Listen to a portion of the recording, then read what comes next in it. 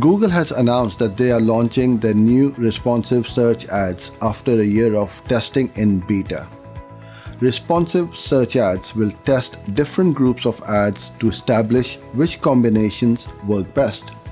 This feedback will monitor the performance of your ads, headlines, and descriptions, and will automatically select the best for promotion.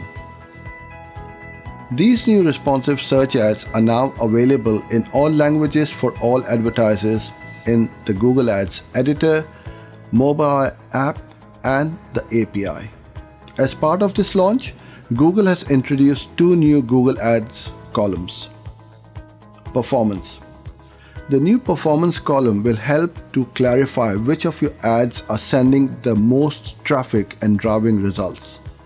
Over time, you can amend the copy on the low-rated assets to improve performance. Add variations. This column allows you to create your own tests of the copy for your ads to see how the different variations perform. The new responsive search ads have been set to drive up to 44% more incremental site traffic, which has led to an overall increase in conversions. Hope you like this video.